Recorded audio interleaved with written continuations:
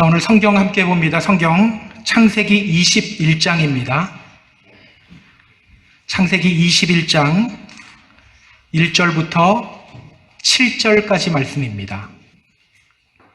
창세기 21장 1절부터 7절까지 말씀. 자, 우리가 한 목소리로 읽습니다. 여호와께서 말씀하신 대로 사라를 돌보셨고 여호와께서 말씀하신 대로 사라에게 행하셨으므로 사라가 임신하고 하나님이 말씀하신 시기가 되어 노년의 아브라함에게 아들을 낳으니 아브라함이 그에게서 태어난 아들 곧 사라가 자기에게 낳은 아들을 이름하여 이삭이라 하였고 그 아들 이삭이 난 지 8일 만에 그가 하나님이 명령하신 대로 할례를 행하였더라. 아브라함이 그의 아들 이삭이 그에게 태어날 때에 100세라. 사라가 이르되 하나님이 나를 웃게 하시니 듣는 자가 다 나와 함께 웃으리로다. 또 이르되 사라가 자식들을 젖먹이겠다고 누가 아브라함에게 말하였으리요마는 아브라함의 노경에 내가 아들을 낳았도다 하니라. 아멘. 자, 우리 지난주일 말씀을 잠깐만 좀 정리해 볼게요. 자, 지난주일 우리는 가나안 땅을 떠나서 그랄로 내려간 아브라함의 모습을 봤어요. 그리고 예전에 지었던 죄를 똑같이 반복하는 아브라함의 모습을 보았습니다. 예전에 그는요, 가나안 땅을 떠나서 애굽으로 내려갔었어요. 거기서 아주 몹쓸 짓을 저질렀죠. 자신의 아내를 누이라고 속이고 애굽 왕 바로에게 아내를 넘겨주었어요. 믿음의 자리를 떠났기 때문에 그가 이런 짓을 저지른 겁니다. 그런데 그럼에도 불구하고 하나님은 그의 편이 되어 주셨어요. 여전히 그에게 은혜를 베풀어 주셨어요. 그 경험으로 말미암아 그는 가나안 땅으로 다시 올라왔고 믿음의 자리를 떠나는 것이 얼마나 위험한 일인지를 깨닫게 되었습니다. 그런데 그가 또 가나안 땅을 떠난 거예요. 이번에는 그랄로 내려갔습니다. 그랄은요, 애굽으로 내려가는 길목에 위치해 있는 거예요. 예전에 애굽 갔다 실수했으니까 이번에는 애굽까지는 가지 말자, 이 마음인 거예요. 그러나 그곳에서 그는 또다시 아내를 누이라고 속입니다. 그리고 자신의 아내를 그랄 왕 아비멜렉에게 내어주게 됩니다. 여러분, 성경이 이렇게 죄를 반복하는 아브라함의 모습을 우리에게 보여주는 이유가 뭐죠? 아브라함도 소돔 사람들과 똑같은 죄인이었다. 그럼에도 불구하고 하나님은 아브라함에게 은혜를 베푸시고 그를 믿음의 조상으로 세워주셨다. 바로 이것을 알려주기 위해서예요. 그러므로 말미암아 우리 역시 하나님의 은혜 입은 사람이라는 것을 알려주려고 하는 거예요. 우리는요, 자꾸 믿음만 강조하는 경향이 있어요. 그러다 보니까 자꾸 자신을 자격 있는 사람으로 포장을 해요. 내 믿음을 좀 봐라 그래요. 내 믿음을 좀 봐. 근데 성경은 뭐라고 말합니까? 너희는 은혜에 의하여 믿음으로 말미암아 구원받았다라고 말합니다. 너희는 은혜에 의하여 믿음으로 말미암아 구원받았다.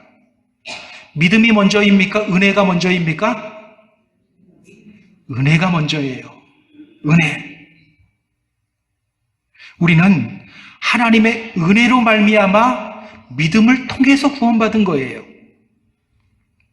사실 우리는요, 주님 믿으면서도 여전히 반복해서 죄를 지어요. 다 알면서 죄 지어요. 그러나 우리를 선택하신 하나님은 우리에게 믿음을 선물하시고 우리를 구원받기 합당한 사람으로 만들어 가셔요. 이것이 바로 성경이 우리에게 전하는 메시지입니다. 하나님이 아브라함에게 어떤 은혜를 베푸셨죠? 아브라함이 세상 모르고 자는 시간에 하나님이 아브라함 대신 일하셨어요. 그리고 하나님은 이렇게 말씀하셨어요. 그는 선지자다. 그는 선지자다. 여전히 아브라함을 선지자로 대우해 주십니다. 선지자란 어떤 사람입니까? 기억하세요? 하나님의 말씀을 받은 사람, 하나님의 말씀을 맡은 사람, 이 사람이 바로 선지자예요. 하나님이 아브라함에게 이전에 말씀하셨죠. 내가 너로 큰 민족을 이루고 내게 복을 주어 내 이름을 창대하게 하리니 너는 복이 될지라. 너를 축복하는 자에게 내가 복을 내리고 너를 저주하는 자를 내가 저주하리니 땅의 모든 족속이 너로 말미암아 복을 받을 것이다. 아브라함이 잘못된 길을 가는 순간에도 하나님은 그에게 하셨던 약속의 말씀을 기억하시고 그를 포기하지 않으시고 약속의 자녀로 대해 주시고 있는 거예요. 오늘 본문은요, 아브라함과 사라의 가정에 드디어 아들이 태어나는 장면이에요. 이 장면을 통해 성경이 우리에게 전하는 메시지가 뭘까요? 우리 본문을 통해 함께 확인해 보도록 하겠습니다. 자, 우리 그럼 본문으로 들어갑니다. 자, 1절, 2절 다시 보시고요. 자, 1절, 2절 같이 읽습니다. 자, 시작. 여호와께서 말씀하신 대로 사라를 돌보셨고 여호와께서 말씀하신 대로 사라에게 행하셨으므로 사라가 임신하고 하나님이 말씀하신 시기가 되어 노년의 아브라함에게 아들을 낳으니. 제가 설교를 준비하면서 문득 이런 궁금증이 생겼어요. 최고령 출산 연령은 몇 살일까? 최고령 출산 연령이 몇 살일까? 자료를 한번 찾아봤습니다. 우리나라는요, 57세예요. 57세의 나이로 아기 엄마가 된 거예요. 놀라지 마세요. 벌써부터 놀라면 큰일 납니다. 중국은 67세예요. 67세. 세계 최고 기록은 몇 살일까요? 2년 전입니다. 2년 전에 인도에서 74세 된 할머니가 아기를 낳았어요. 남자의 경우는 어떨까요? 최고령 출산 남자 기록도 인도가 세웠어요. 96세의 할아버지가 아들을 낳았습니다. 그 전에 94세 때 낳고 96세 때 또 낳았어요. 놀랍죠? 그런데 오늘 성경은요, 그보다 더 놀라운 일을 우리에게 소개해요. 이때 아브라함의 나이가 몇 살이죠? 자, 5절 보세요. 5절 보면 이렇게 말하죠. 아브라함이 그의 아들 이삭이 그에게 태어날 때에 100세라. 이때 아브라함의 나이는 100살입니다. 아까 96세보다 4살밖에 안 많아요. 예. 100살이에요. 사라의 나이는 몇 살이죠? 10살 어리니까 90세예요. 사라는요, 원래 아기를 낳지 못하는 여자였어요. 창세기 11장 30절을 보면요, 성경은 사라에 대해서 이렇게 소개합니다. 사례는 임신하지 못함으로 자식이 없었더라. 영어 성경을 보면 더 확실하게 이야기해요. She was not able to conceive. 임신하지 못하는 여자였어요. 그러니까 사라는 원래 아기를 낳지 못하는 여자예요. 당시에 아기를 낳지 못한다는 것은요, 저주를 받은 것을 의미했습니다. 생각해 보세요. 사라가 그동안 얼마나 힘든 시간 보냈을까요? 먹어도 먹은 것 같지 않고 편히 쉬어도 쉰 것 같지가 않았을 거예요. 괜히 사람들이 자신에게 저주받은 여자라고 손가락질하는 것 같았을 겁니다. 그런 그녀가 90세의 나이에 드디어 아들을 낳은 겁니다. 여러분, 하나님은 왜 이제서야 이 가정에 아들을 주셨을까요? 왜 이제서야? 사실 하나님은요, 아브라함의 나이가 75세 때에 그에게 아들 주신다고 약속하셨어요. 그런데 25년이 지난 오늘 주시는 거예요. 왜일까요? 왜 이제야 아들 주신다고 했을까요? 인내력 테스트입니까? 자, 로마서 4장 19절을 보면요, 성경은 이때 아브라함과 사라의 상태에 대해서 이렇게 묘사해요. 그는 100세가 되어서 그의 몸은 이미 죽은 것과 다름없었고 사라의 태도 죽어 있었다. 또 히브리서 11장 12절을 보면요, 아브라함과 사라가 아들을 낳은 이 사건을 가리켜서 이렇게 말합니다. 이러므로 죽은 자와 같은 한 사람으로 말미암아 하늘의 허다한 별과 또 해변의 무수한 모래와 같이 많은 후손이 생육하였느니라. 죽은 자와 같은 한 사람으로 말미암아. 자, 그렇다면 여러분, 하나님이 이제서야 아브라함과 사라 가정에 아들 주신 이유가 뭡니까? 죽을 때까지 기다린 거예요. 힘이 완전히 빠질 때까지 기다린 거예요. 그렇게 하심으로써 이삭의 탄생이 전적으로 하나님에 의해서 이루어진 것임을 깨닫게 하시는 거예요. 만약 그 전에 났으면요, 야, 내가 이 나이에 애 낳았잖아? 막 자랑할 거예요. 그것까지도 완전히 못하게. 누가 했다? 하나님이 하셨다. 그래서 여러분, 오늘 성경을 가만히 보면요, 오늘 성경이 강조하고 있는 것이 있어요. 그게 뭘까? 자, 우리 1, 2절 다시 한번 볼게요. 1, 2절. 여호와께서 말씀하신 대로 사라를 돌보셨고 여호와께서 말씀하신 대로 사라에게 행하셨으므로 사라가 임신하고 하나님이 말씀하신 시기가 되어 노년의 아브라함에게 아들을 낳으니.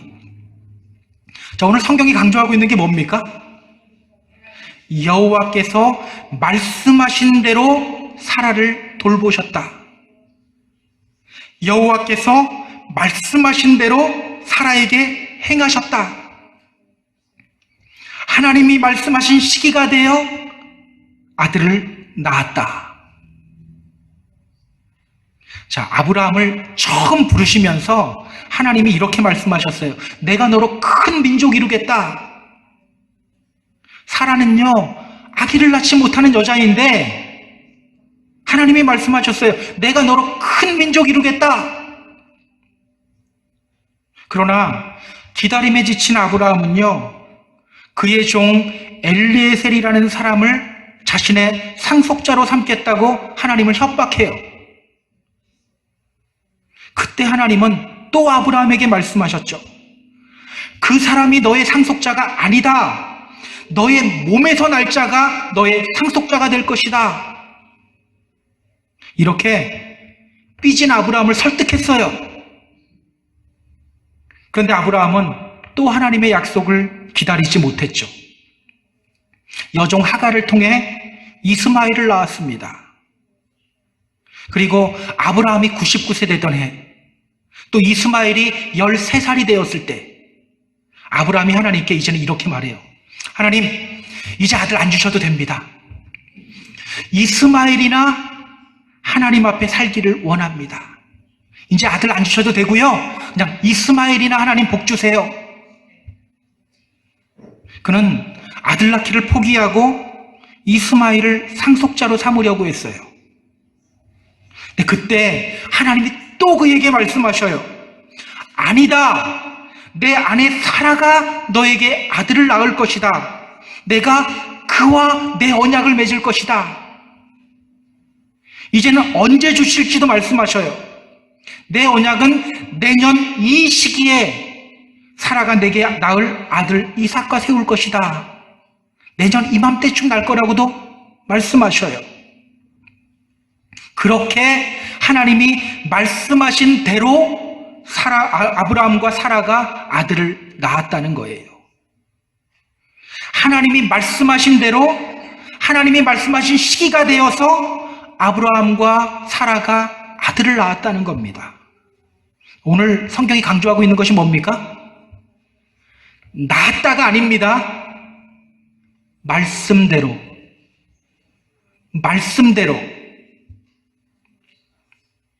사실 아브라함의 믿음은요, 일관성이 없었어요. 하나님의 약속을 믿지 않았던 것은 아니에요. 그러나 그의 믿음은 들쑥날쑥했어요. 오늘 우리들이 그렇잖아요. 들쑥날쑥했어요. 심지어는 약속과 시기를 바꿔서도 아비멜렉에게 자신의 아내를 넘겨주기까지 했어요. 그러나 하나님은 그와 상관없이 하나님이 말씀하시고 하나님이 약속하신 대로 행하셨던 겁니다. 당신이 말씀하시고 당신이 약속하신 대로 하나님 아브라함에게 행하셨던 거예요. 오늘 성경이 강조하는 것이 바로 이거예요. 말씀대로. 저는 오늘 우리가 이것을 우리 머릿속에 굳게 새기는 시간이 되었으면 좋겠어요. 말씀대로. 기억하세요. 하나님의 말씀은 반드시 이루어집니다. 하나님의 약속은 반드시 이루어집니다. 민수기 23장을 보면요, 발람이라는 아주 유명한 무당이 나와요. 이 사람이 얼마나 용한지 그 사람이 한번 저주를 걸면 그 사람에게 불행이 닥쳐요.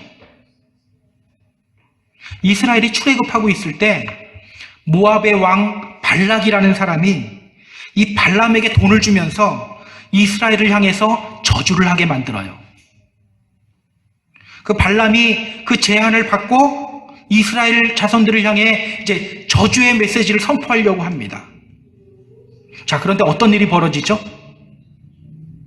발람의 입에서 이스라엘을 향한 저주가 쏟아져 나와야 되는데 축복의 메시지가 쏟아져 나와요. 발람의 입장에서는 아주 난감한 상황이에요. 돈도 이미 받았는데 저주의 메시지를 해야 되는데 자꾸 축복의 메시지가 나오는 거예요. 어떻게 이런 일이 일어나게 되었죠? 민수기 23장 19절을 보면요, 그가 이렇게 말합니다.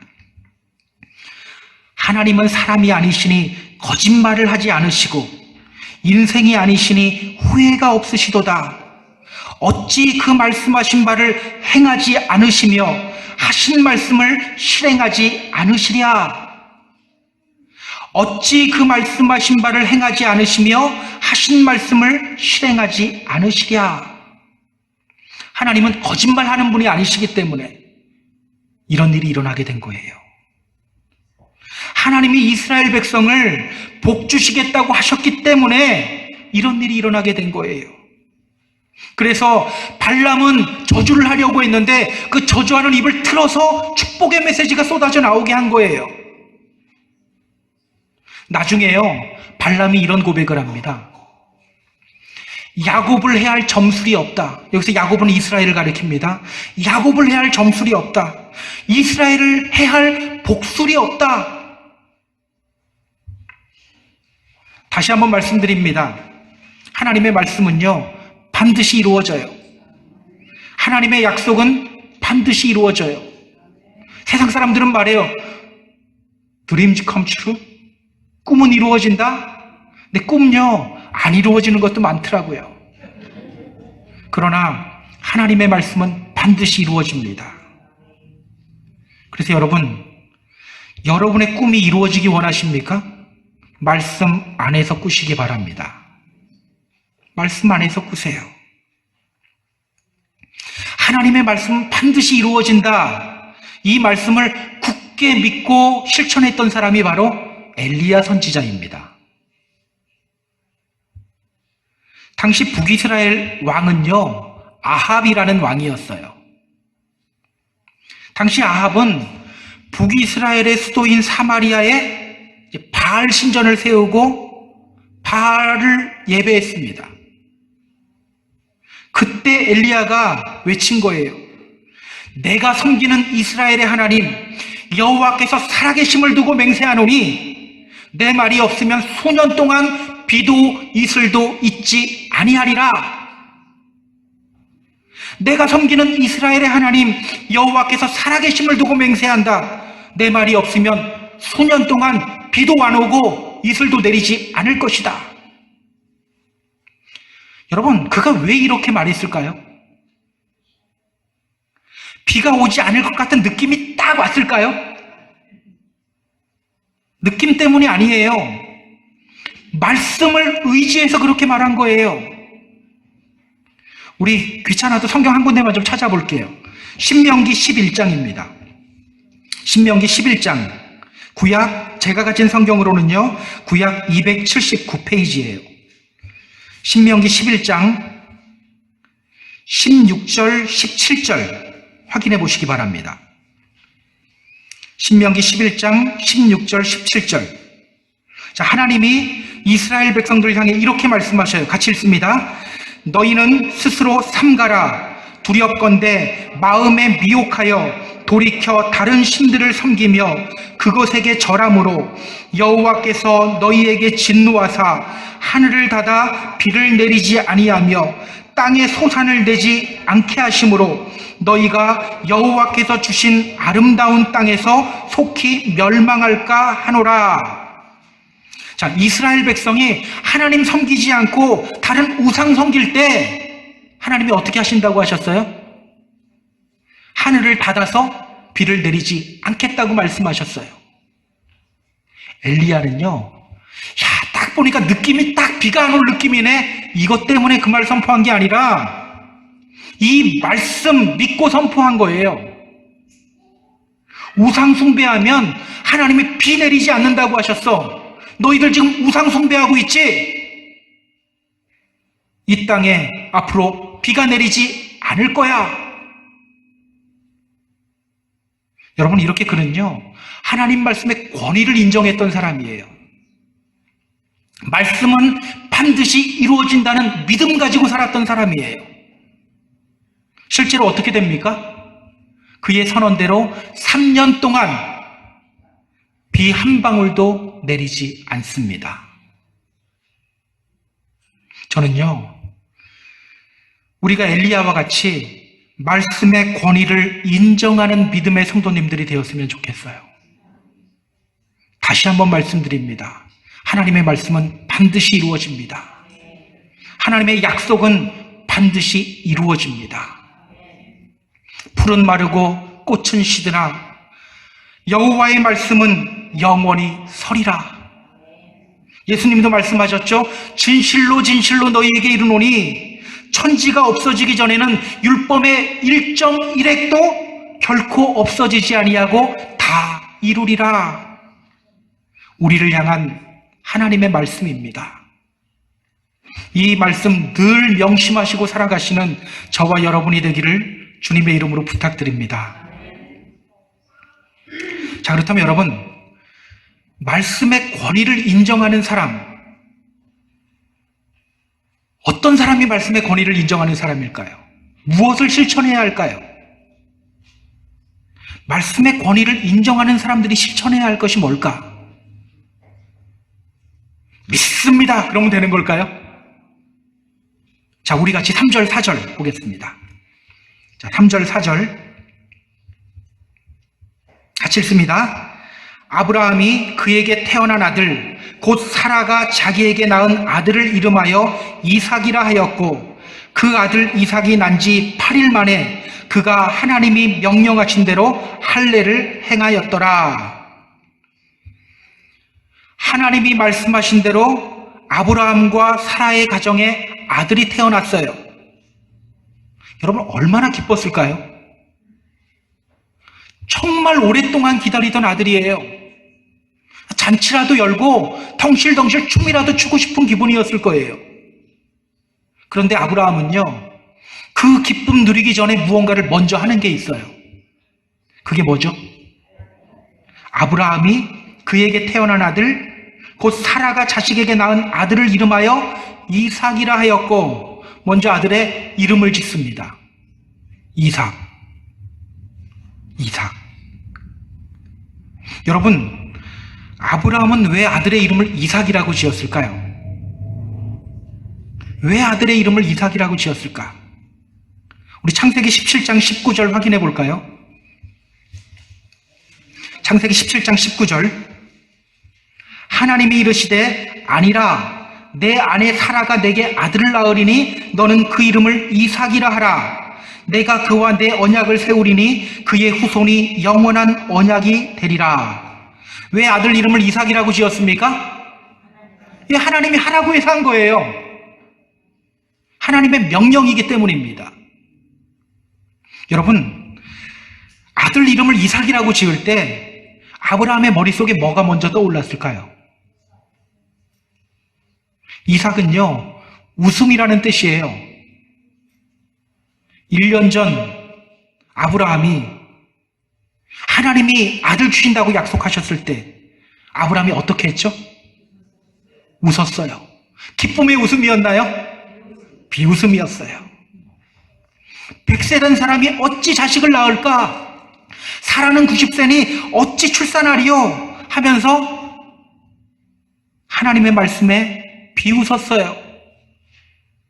아마 앞으로 이삭이라는 이름 부를 때마다 자기가 하나님께 비웃던 그 모습이 생각날 거예요.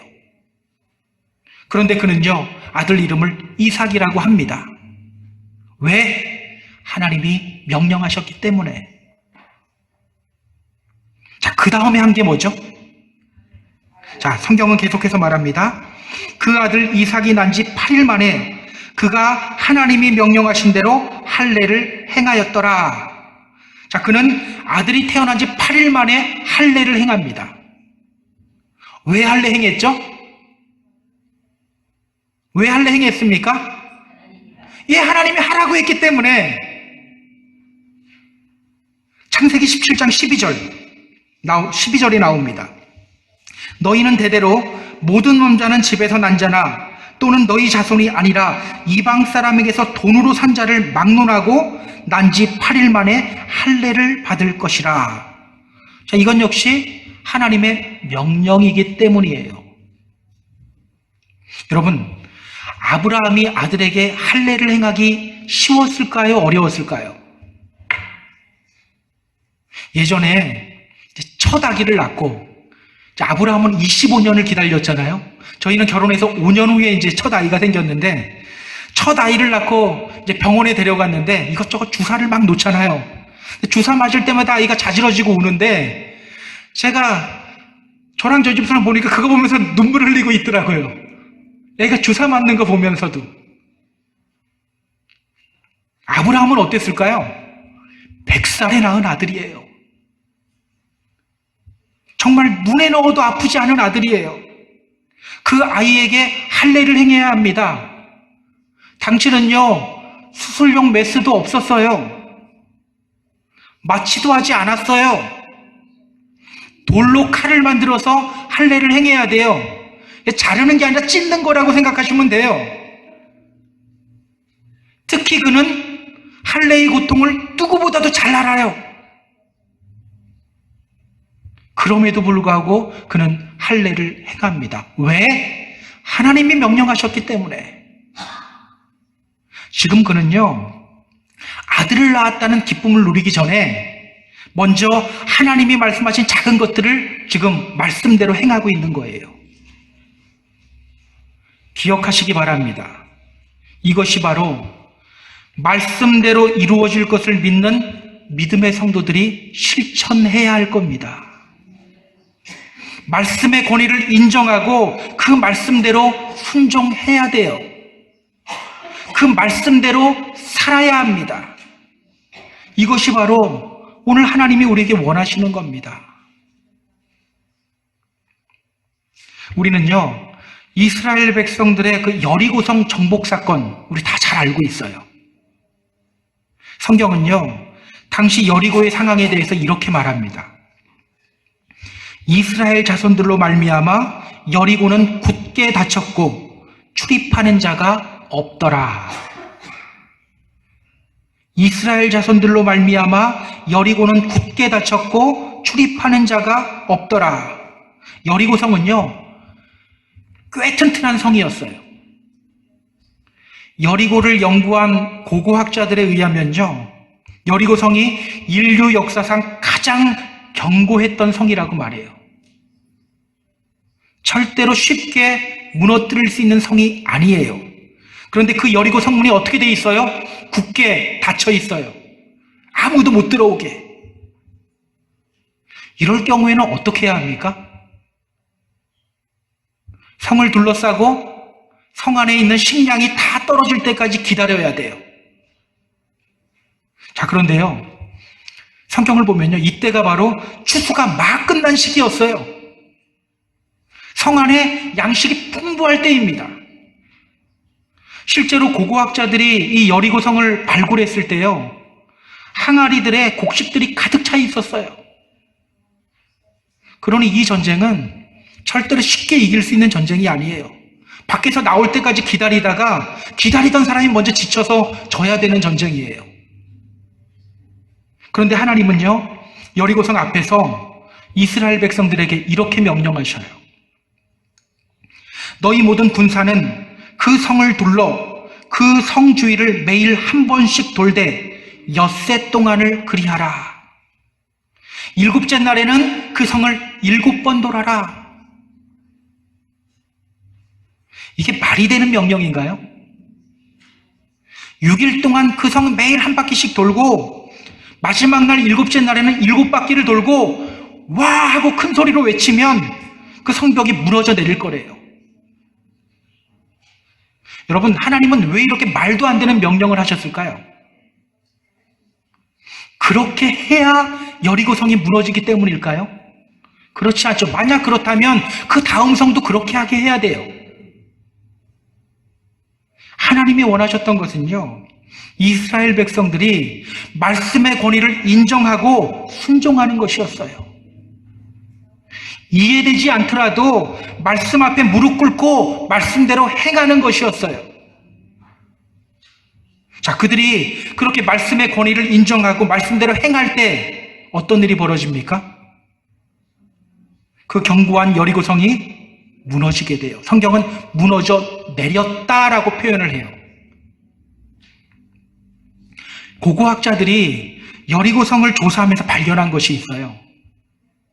보통 이제 성이 함락될 때에는 바깥에서부터 밀고 가잖아요. 그래서 성벽이 어떻게 무너지냐면 바깥쪽에서 안쪽으로 무너져요.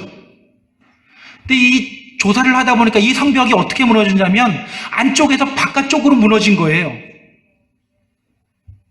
그러다 보니까 고고학자들은 뭐라고 주장하는지 아세요? 이 여리고성은 강력한 지진으로 인해 멸망했다, 이렇게 말해요. 그러나 우리는 알죠? 하나님이 여리고성을 무너뜨린 거예요. 이스라엘 백성들이 말씀의 권위를 인정하고 이해되지 않는 말씀이지만 순종하며 그대로 나아갔을 때 하나님이 일하신 거예요. 여러분, 오늘 우리에게 필요한 것은요, 어떻게 하면 믿음의 성도로서 이 세상을 잘 살 수 있을까? 어떻게 하면 교회가 빨리 부흥될 수 있을까? 어떻게 하면 우리 가정이 조금 더 편하게 살 수 있을까? 여러분, 이게 먼저가 아니에요. 말씀의 권위를 인정하고 말씀에 순종하는 삶을 살아가는 것, 이것이 먼저가 되어야 합니다. 다시 한번 말씀드립니다. 말씀의 권위를 인정하고 말씀대로 살아가는 삶을 살아가는 것, 이것이 우리에게 우선순위가 되어야 되는 거예요. 예전에 TV에서요, 영국 교회의 모습을 소개했던 적이 있어요. 그걸 보는 내내 안타까웠습니다. 교회 건물이 더 이상 예배하는 장소가 아니에요. 교회 건물이 펍이 되어 있어요. 술집이 되어 있어요. 그리고 또 나이트클럽으로 변해 있어요.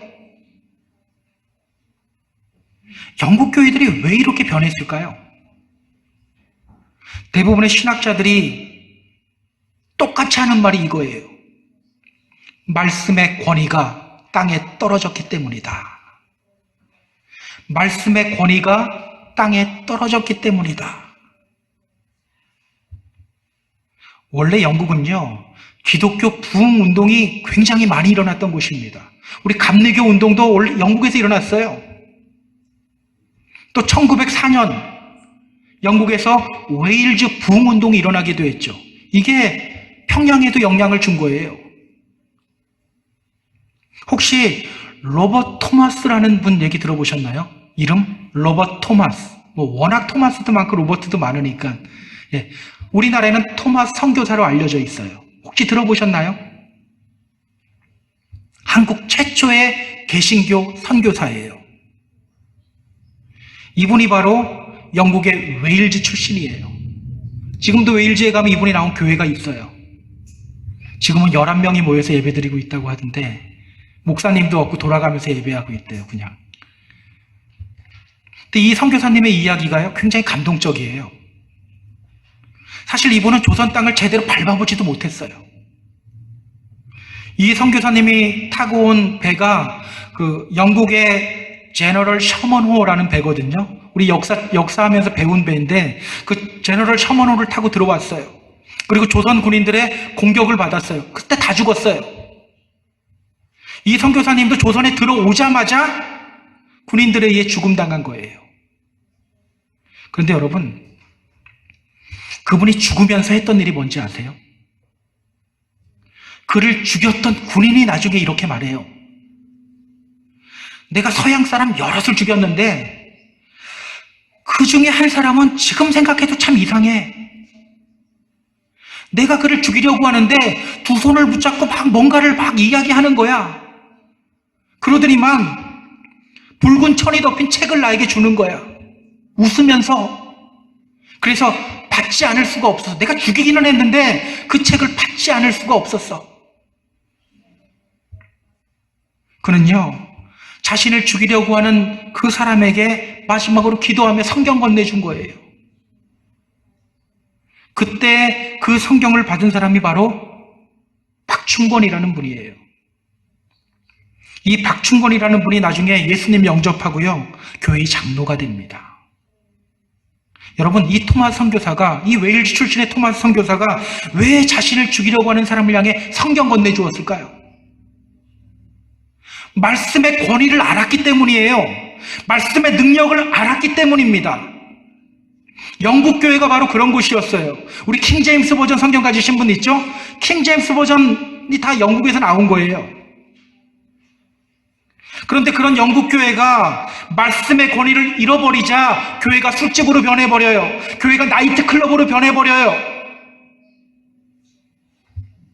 근데 여러분, 그거 아세요? 오늘 한국 교회, 미국 교회들이 점점 이렇게 변하고 있어요. 오늘날 성도들이 점점 이렇게 변하고 있어요. 말씀의 권위를 잃어버리고 있어요. 물론 말로는 말씀의 권위를 인정한다고 해요. 말씀밖에 없죠? 말씀밖에 없는데 왜 말씀 잘 안 봐요?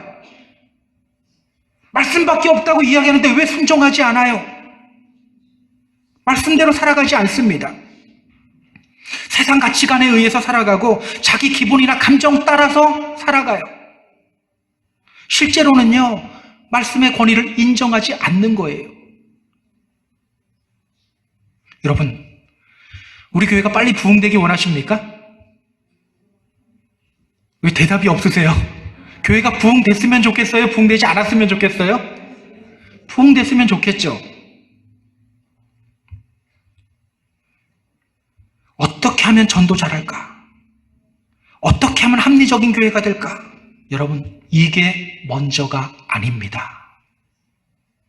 먼저 말씀의 권위를 인정해야 합니다. 그리고 말씀대로 살아가기 위해 몸부림쳐야 합니다. 그러면요, 부흥은 저절로 이루어지는 거예요. 왜? 하나님이 하시기 때문에. 저는 우리 모두가 말씀의 권위를 인정하고 작은 것부터 말씀대로 살아가기 위해 몸부림치는 믿음의 성도님들이 되었으면 좋겠어요. 기억하세요? 그 작은 몸부림이 나중에 큰 순종 만들어내요. 창세기 22장 보면요, 아브라함이 이삭을 번제로 바치는 장면이 나와요. 이삭을 번제로 드려라, 이 명령 듣고 아브라함이 바로 순종을 해요. 어떻게 아브라함이 그렇게 할 수 있었을까요? 저는 오늘 본문이 그 답이라고 생각합니다. 오늘 본문에서처럼 작은 것부터 말씀의 권위를 인정하고 실천하려고 하는 그 몸부림이 나중에 큰 순종도 만들어낸 거라고 봐요. 주님의 이름으로 부탁드립니다. 말씀의 권위 인정하시기 바랍니다. 그리고 작은 것부터 말씀대로 살아가는 훈련 속으로 들어가시기 바랍니다.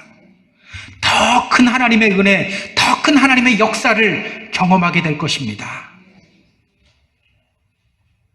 자, 그럼 오늘 아브라함과 사라가 아들이 태어났다는 그 기쁨을 잠시 뒤로 하고 하나님의 명령을 먼저 행했을 때 그들이 어떤 고백을 하게 되는지 우리 마지막으로 좀 확인해 보도록 하겠습니다. 6절, 7절입니다. 자, 6절, 7절 같이 읽습니다. 사라가 이르되 하나님이 나를 웃게 하시니 듣는 자가 다 나와 함께 웃으리로다. 또 이르되 사라가 자식들을 젖먹이겠다고 누가 아브라함에게 말하였으리오마는 아브라함의 노경에 내가 아들을 낳았도다 하니라. 자, 말씀대로 이루어지는 것을 경험한 후에 아브라함은 말씀을 따라 아들 이름을 이삭이라고 지어요. 그리고 말씀을 따라 이삭에게 할례를 행해요. 그 후에 이제 사라가 고백하는 겁니다.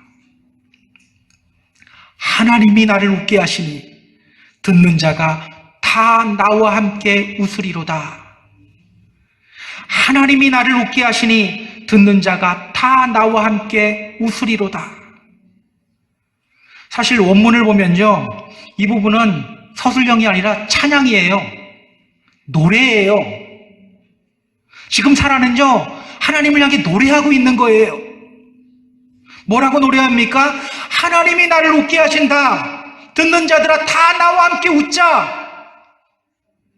불가능한 일, 그 불가능한 일을 하나님이 행하셨다. 노래하고 있는 거예요. 아브라함과 사라는요, 똑같이 하나님 말씀에 비웃었어요. 그런데 하나님이 그 비웃음을 진정한 기쁨의 웃음으로 바꿔주셨어요. 그렇게 비웃음을 웃음으로 바꿔주신 하나님을 사라가 노래하고 있는 겁니다. 불가능한 일을 행하신 하나님을 지금 사라가 노래하고 있는 거예요. 사실 이 노래는요, 마지막 날 하나님의 보좌 앞에서 부르게 될 우리들의 노래와 똑같은 노래예요. 마지막 날 구원받은 성도들이 어떤 노래 부르죠? 요한계시록에 나와요. 우리 찬양 중에도 있습니다. 구원하심이 보좌에 앉으신 우리 하나님과 어린 양께 있도다. 하나님, 제가 믿느라고 이렇게 열심히 했습니다. 이거 고백 없습니다. 분명히 알아두세요. 하나님, 제가 땅에 있을 때 주님 잘 믿으라고 근데 교회도 몇 개 세웠는지 몰라요. 이런 거 없습니다. 뭐라고 고백해요? 구원하심이 보좌에 앉으신 우리 하나님과 어린 양께 있도다. 누가 구원했다고요? 하나님이 구원하셨다고요. 이 고백이에요. 나는 자격이 없는데 하나님이 우리의 구원을 이루셨습니다. 오늘 사라의 노래가 바로 이 노래예요. 나는 비웃었는데, 나는 자격이 없는데 하나님이 나의 비웃음을 진정한 기쁨의 웃음으로 바꿔주셨습니다. 우리 사랑하는 펜사골 한인교회 성도 여러분, 저는 우리 모두가 이 노래의 주인공이 되었으면 좋겠어요. 말씀은 반드시 이루어집니다. 하나님의 약속은 반드시 이루어집니다. 말씀의 권위를 인정하세요. 그리고 그 말씀에 순종하며 말씀대로 살아가시기 바랍니다. 작은 것부터 실천하시기 바랍니다. 우리 역시 오늘 사라와 같이 노래할 수 있게 됩니다. 주님이 우리의 구원을 이루셨습니다. 이런 멋진 믿음의 고백, 이런 멋진 믿음의 노래를 하게 되는 저와 여러분 다 되기를 주님의 이름으로 축복합니다. 축복합니다.